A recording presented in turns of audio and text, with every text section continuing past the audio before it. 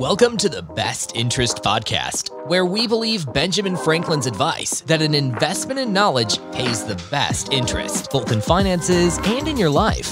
Every episode teaches you personal finance and investing in simple terms. Now, here's your host, Jesse Kramer.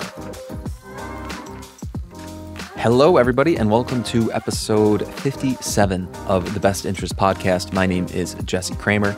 Today, we're going to be talking all about the debt ceiling crisis that almost happened, that big debacle. Things got a little bit tense leading into Memorial Day weekend, and thankfully, our politicians pulled through. They figured out what they're going to do, kind of, sort of, or at the very least, they kicked the can down the road.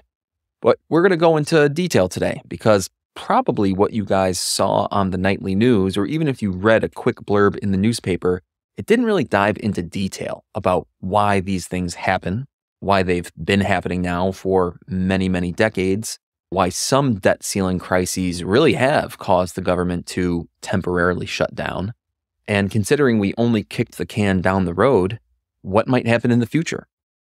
So we're going to dive into some details there, explain what happened, but where we're going to start is actually more important, because where we're going to start is what you guys should be doing about this fact that we just had a debt ceiling crisis. What, if anything, you should be doing? Should you be taking any action in your personal financial lives?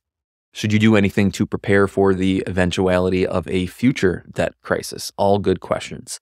So we're going to start with that. We're going to start with the cool, actionable advice, the stuff that you guys can take away from today. And then we'll dive into detail on exactly what this debt ceiling issue was. And you're going to walk away a little bit smarter and with some takeaways to implement into your own life. All right, let's kick it off.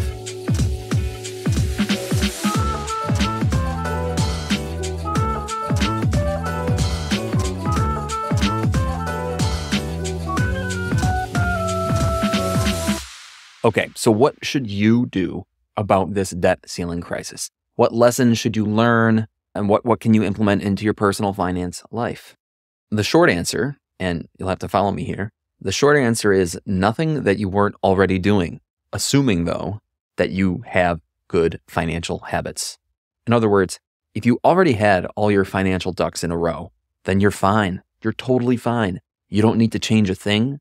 This debt ceiling crisis isn't really affecting you. It didn't affect you, at least not in the long run, okay? However, if you don't have your financial ducks in a row, then there are some changes that you should make. You probably should have been making these changes regardless of a debt ceiling crisis existing in the first place, and perhaps this debt ceiling issue is a reason for you to change sooner than later. So again, if you had your personal finances in order, there's nothing you need to change. If you didn't have them in order, well, you would have needed to change your personal finances regardless of a debt ceiling crisis, but the debt ceiling might be that straw that breaks the camel's back. So let's go to an example. Let's say you are a federal worker and you were essentially one congressional vote away from temporarily losing your paycheck, because that's what would have happened here, right? The whole debt ceiling crisis, it has to do, and we'll dive into this in a second, but it has to do with the idea of, does the federal government allow itself to go further into debt? And if it doesn't allow itself to go further into debt, then they kind of stop all operations until they figure out if they're going to go further into debt. And stopping all operations means, well, some people aren't going to get paid. So if you're one of those people that wasn't going to get paid, let's say that you don't really have much of an emergency fund, you were staring down the barrel, right? You were on the verge of being in trouble. You would have no paycheck coming in. You'd have no emergency fund to cover next month's expenses. What exactly were you going to do? So there's a very good reason there to build up your emergency fund. We've talked about it before here on the Best Interest Podcast, written about it on the Best Interest blog. How much of an emergency fund do you need? It depends. Different people will tell you different things. My range of advice is 3 to 12 months of living expenses. And usually the shorter end of that range is for someone who doesn't mind a little bit of risk in their lives, but also someone who feels very secure in their job security. If there's not much risk of you getting fired, or if you were to, say, lose your job, if you believe that you're quickly rehireable, well, then you can afford to have a smaller emergency fund.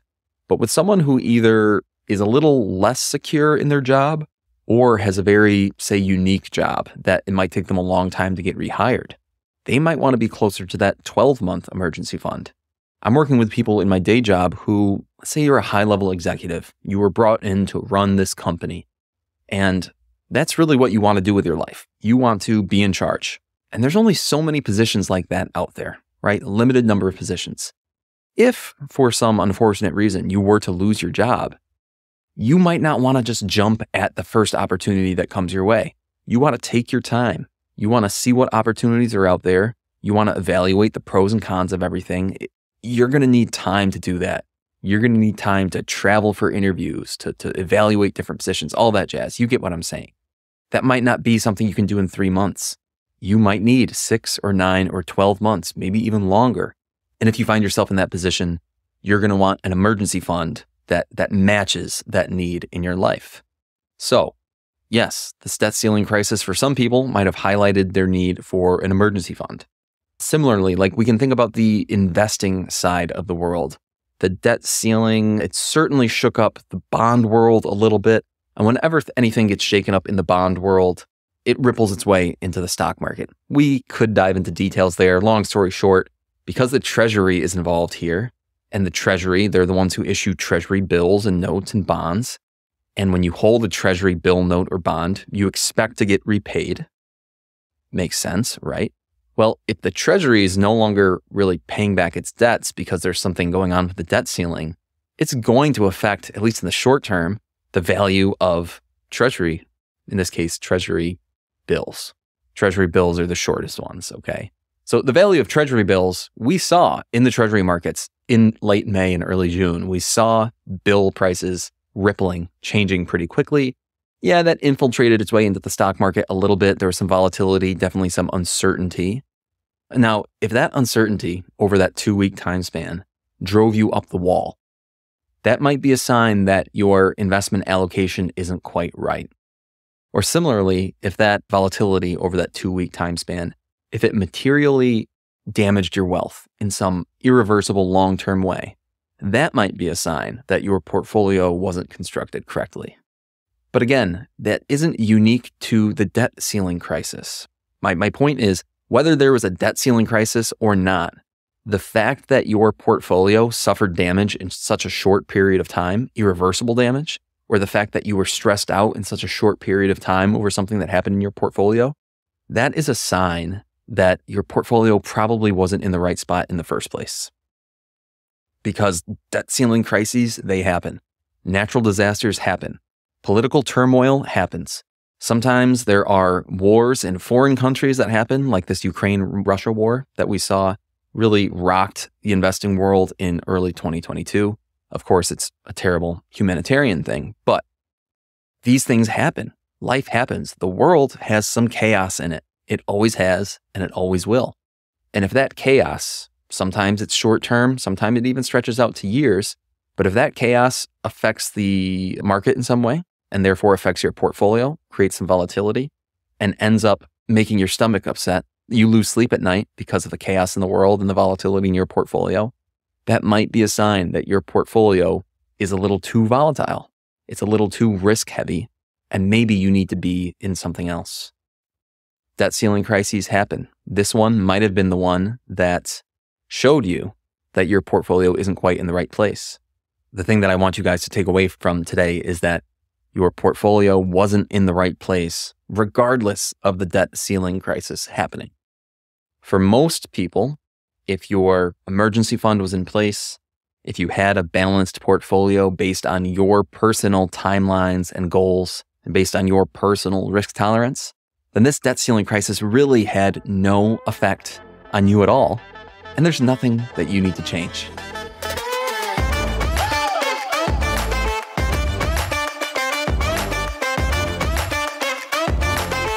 All right, let's dive into exactly what happened with the debt ceiling crisis, why it happened. We're going to talk a little bit about government and politics, a little bit of economics.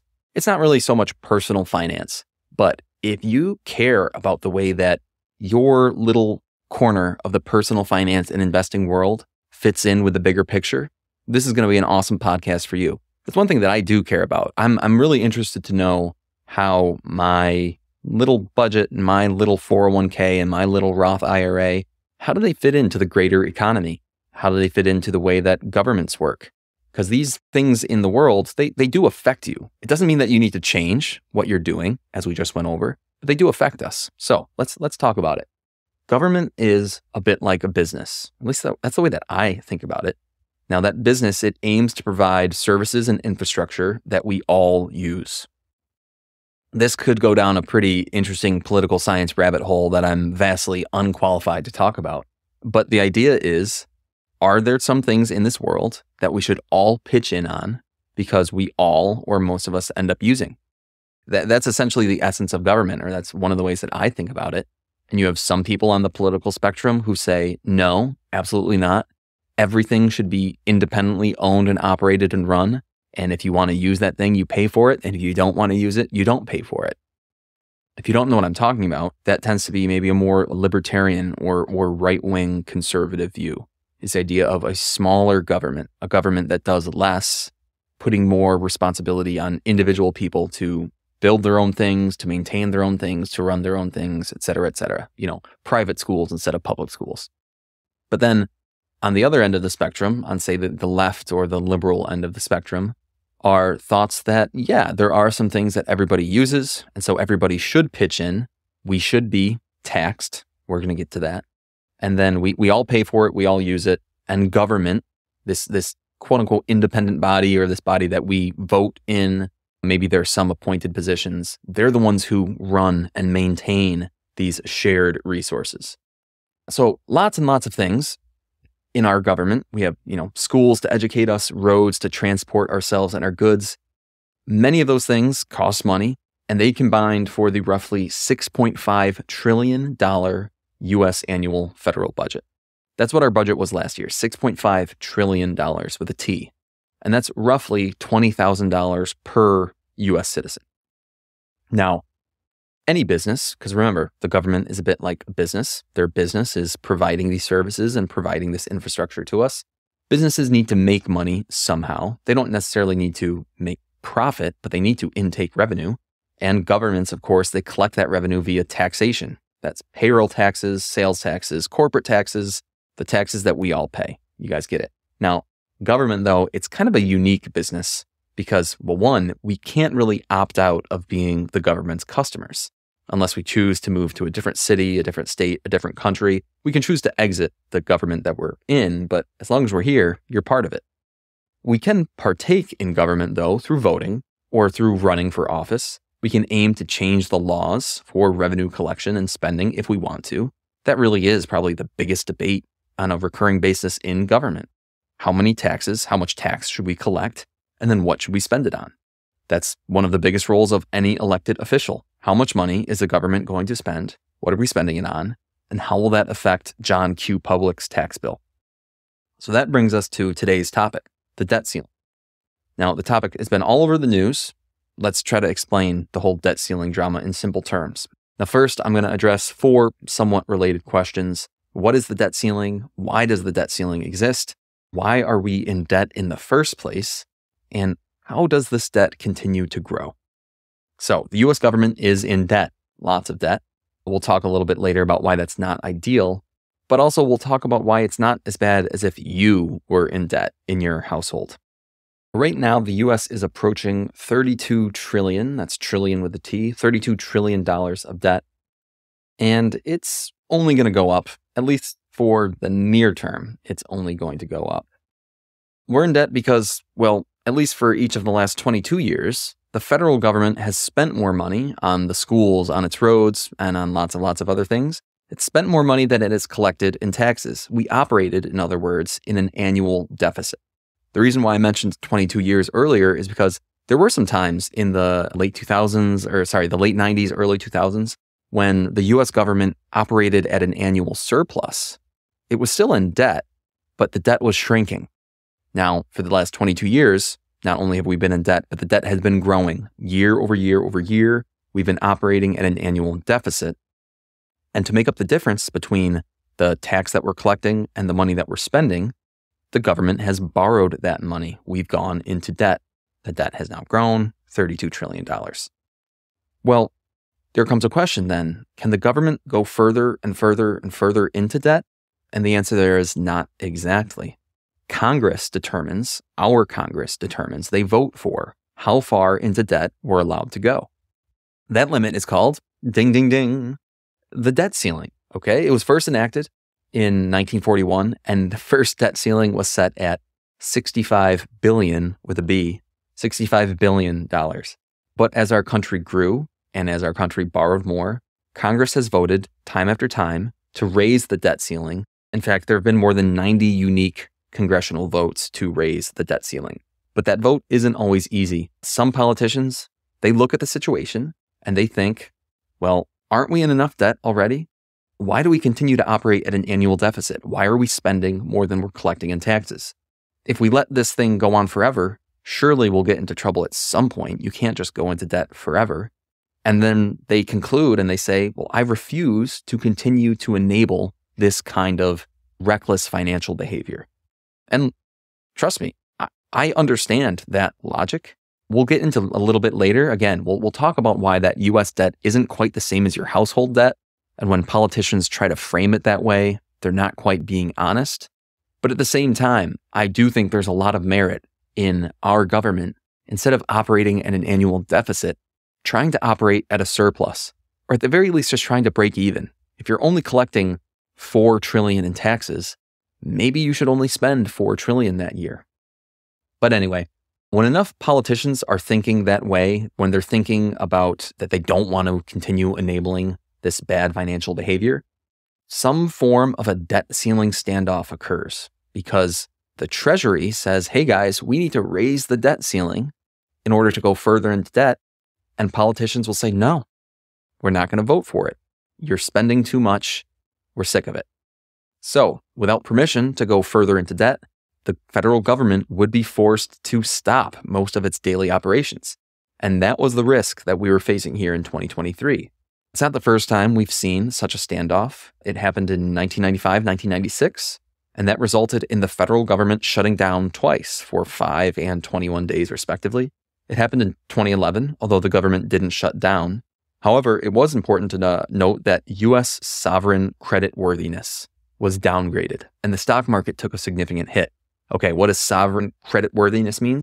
Well, it means that other governments and other bodies and pension funds and investors all over the world, they look at the U.S. government and they say, how good of a creditor is the U.S.? Or rather, how good is the U.S. at paying us back? If we give them credit, if we lend to the U.S. government, are they going to pay us back on time? Now, historically, the answer has always been yes. The U.S. government is still looked at as one of the best bodies to lend to anywhere on earth. But in 2011, that was temporarily, it came into question, and the U.S. debt was downgraded, and that affected investment markets. So, in summary, the debt ceiling, even though it didn't cause the government to shut down, those debt ceiling issues did cause ripples throughout the financial world. There was another standoff in 2013, resulting in a 16-day shutdown. There was another standoff back in 2021. It did not result in a government shutdown. And then we had our debt ceiling standoff here in 2023. So the next common question, where do politicians stand? We already went into that a little bit. Fiscally conservative politicians, usually on the right-wing Republican Party, they're typically opposed to raising the debt ceiling. Or if anyone were to be opposed to raising the debt ceiling, usually it would come from the fiscally conservative politicians. They, in general, want to see less government spending for many reasons, and they see government overspending as a root cause of U.S. debt in the first place, which I think makes sense. The U.S. government spending is the cause of our debt, that or a lack of taxation. That said, no one really wants to raise taxes, right? Taxation was one of the things on the negotiating table here in 2023 between Speaker McCarthy and President Joe Biden, was the idea of, well, if we want to solve some of our debt issues, we could just raise taxes. Now, generally, right-wing politicians are against taxes. They want lower taxes and also a smaller government. So the idea of raising taxes kind of was quickly chopped. It hit the chopping block pretty quickly off the negotiating table. But anyway, fiscally conservative politicians, they're the ones who see raising the debt ceiling as further enabling a behavior that they want to see changed. Next question. How can we allow this debt to continue to grow And at the same time, we should answer how the U.S. debt is fundamentally different than household debt. So the U.S. debt is not like your debt. Government spending is not like your spending. And there are a few examples to show and explain this. The first one, government spending is hugely stimulative for the economy. As such, when the government reduces its spending, employment and wages fall both for the public sector, so that's nurses and teachers, police officers, but also for sectors that, private sector companies that provide goods and services to government. An example there might be construction. So reductions in government spending, especially when the economy is already underperforming, it can actually lead to higher levels of public debt and lower growth. It can make the situation worse, in other words. And that's not really something that would happen in your household. If you reduce your personal spending to get yourself out of debt, it's not also going to reduce your income at your job, at least most of the time for most jobs, right? Your salary is your salary and your spending is your spending. And there's really not too much interaction between the two as far as your spending somehow influencing your salary. But with the government, that's what we're saying here is that's not really true. When the government spends, it often stimulates the economy in a positive way, and that creates tax dollars for the government to then collect later. That's fundamentally different from the way your household works. Another important point is that unlike a household, the government has the powerful backing of a central bank behind it. If the government and the central bank cooperate, the central bank can help lower interest rates or borrowing costs against the government's debt. And that's pretty good. If you're going to go into $32 trillion of debt, it's nice to have a friend who can help control the interest rate of that debt. And speaking of interest rates, many governments, including the US government, it has investors every day waiting to lend them money at relatively reasonable rates. Every time that a bond is issued right now at 4 or 5%, that's someone lending their money to the US government. People are lined up. There's an auction every day of US Treasury bonds, people waiting to let the US government borrow their money. Why? Because the US government has a reputation of paying back those loans on time with interest, and people like the way that sounds. Your household does not have that. You do not have people lined up at your door waiting to lend you money at reasonable rates. If they're lined up at your door to lend you money, they're going to lend it at unreasonable rates. So, big difference between the US debt and your personal debt. And ultimately, at the end of the day, the US government has the ability to print its own currency. Now, that would be really bad if we printed our way out of debt. That would lead to rampant global inflation. So we don't really want to do that, at least not in the short term. We don't want to do it all at once. But a lot of our treasury bonds are long-term, 20, 30-year bonds. And over the long run, that is essentially the plan of how we're going to get out of debt. Inflation is going to occur. We know it's going to occur. There's nothing we can do to stop it. And it's not occurring simply because we are printing money. But in the long run, dollars will be devalued slowly but surely, and paying back debt becomes easier and easier and easier. That's a little bit different than the way that your household debt works, at least most of it. Maybe the one way that there is a similarity, speaking of 30-year loans, is a mortgage. A mortgage in some way is maybe the closest thing where we can tie US debt to household debt. Because with a mortgage, I just got a 30-year mortgage last month, so I can speak to this example. I've got a couple thoughts there. One is I'm hoping that my career grows over the next 30 years. And that's similar to the way that the US is hoping that its economy and therefore its tax base grows over the next 30 years. But also, there's likely to be inflation over the next 30 years. And that will affect my salary in a good way, right? You will earn more dollars simply because inflation is occurring. But my debt payment on my mortgage is fixed. And similarly, the government's payment on its debt is fixed. It's a fixed rate debt.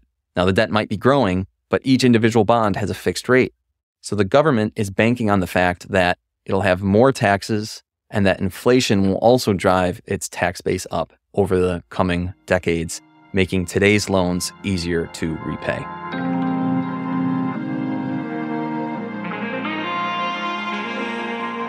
So the next question, we've already kind of touched on it, but it's a question that I've heard quite a bit over the last couple of weeks is, if the government is in $32 trillion of debt, then who is lending them all this money?